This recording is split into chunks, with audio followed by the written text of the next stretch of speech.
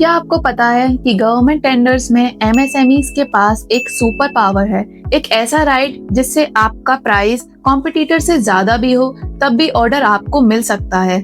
बहुत सारे business owners tender fees और ईएमडी पे करते हैं, जबकि उन्हें एग्जेम्पशन मिल सकता है। पेमेंट्स के लिए मंथ का वेट करते हैं, जबकि लॉ कहता है कि 45 डेज में पेमेंट मिलनी ही चाहिए। आज हम बात करेंगे एमएसएमई, डीए, एचएक्यू, वो राइट्स और बेनिफिट्स जो आपके बिजनेस को नेक्स्ट लेवल पर ले जा सकते हैं। Hello everyone, welcome back to the channel. I am Sana and today we decoding the critical rights and policies for MSMEs to ensure fair play and growth. सबसे पहले let's clear the confusion. ये policies किसके लिए हैं? MSE या MSME?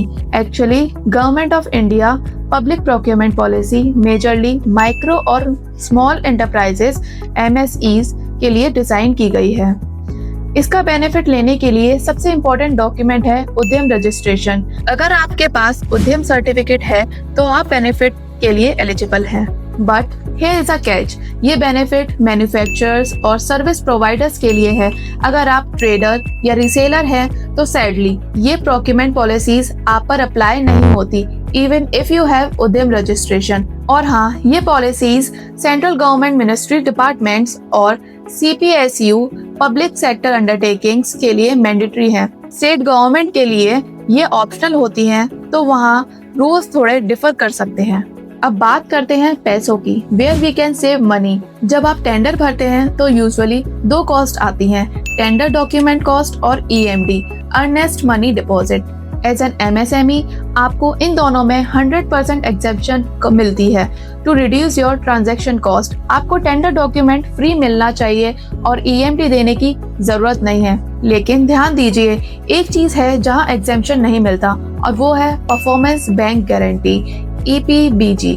बहुत लोग department से आर्ग्यू करते हैं, पर रूल के हिसाब से अगर टेंडर अवार्ड होता है तो EPBG आपको सबमिट करनी पड़ेगी। ऑल्सो कई बार टर्नओवर और एक्सपीरियंस क्राइटेरिया में भी रिलैक्सेशन मिल सकती है, प्रोवाइडेड आप क्वालिटी और टेक्निकल स्पेक्स मीट कर रहे हो। बट अगर टेंडर पब्लिक सेफ्टी या हेल्थ से रिलेटेड है तो डिपार्टमेंट एक्सपीरियंस मांग सकता है विदाउट एक्सेप्शन। अब आते हैं सबसे इंटरेस्टिंग पार्ट पर, परचेज प्रेफरेंस पॉलिसी। मान लीजिए आपने एक टेंडर भरा, बिडर ए जो नॉन एमएसएमई है उन्होंने प्राइस कोट किया ₹100। आपने जो एमएसएमई है आपने प्राइस कोट किया 114। नॉर्मली आप टेंडर हार जाते हैं, राइट, क्योंकि आप L1 नहीं है।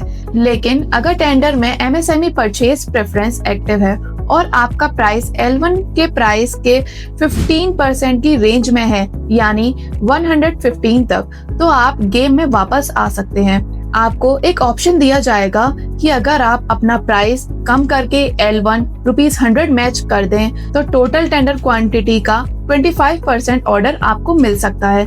अगर एक से ज्यादा एमएसएमईज इस रेंज में है तो ये 25% उनमें बराबर डिवाइड हो जाएगा। So even if you are not the cheapest initially, you can still win a chunk of business just by being an MSME. Business तो मिल गया, पर पेमेंट का क्या? सरकारी काम है, पेमेंट भी लेट आएगी। ये माइंडसेट्स आपको बदलना पड़ेगा। एमएसएमई एक्ट 2006 क्लियर कहता है, अगर आपने मटेरियल सप्लाई कर दिया है तो बायर को 45 डेज के अंदर पेमेंट करनी ही पड़ेगी। अगर पेमेंट 45 डेज से डिले होती है तो बायर इज लायबल टू पे यू कंपाउंड इंटरेस्ट, वो भी नॉर्मल बैंक रेट से 3 टाइम्स। ये आपका हक है। अगर कंप्लायंस नहीं होती तो आप एमएसएमई समाधान पोर्टल पर कंप्लेंट फाइल कर सकते हैं और चैंपियन पोर्टल पर ग्रीवेंस रेज कर सकते हैं।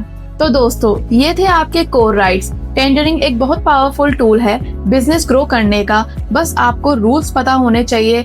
लेकिन मैं समझ सकती हूँ टेंडर्स ढूंढना, डॉक्यूमेंट्स पढ़ना और सही बिड बनाना काफी टाइम कंज्यूमिंग और डिफिकल्ट हो सकता है। मैनुअल प्रोसेसिंग में गलतियां भी होती हैं, इसलिए यू नीड टू स्मार्ट। यहाँ मिनियंस आपकी हेल्प कर सकता है।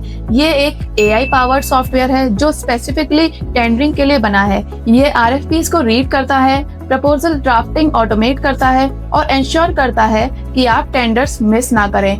टेंडरिंग कॉम्प्लिकेटेड है, पर सही टूल हो तो नॉलेज के साथ ग्रोथ पक्की है। वीडियो हेल्पफुल लगा तो जरूर लाइक करें, सब्सक्राइब करें ताकि आप कोई भी अपडेट मिस ना कर सके। मिलते हैं नेक्स्ट वीडियो में।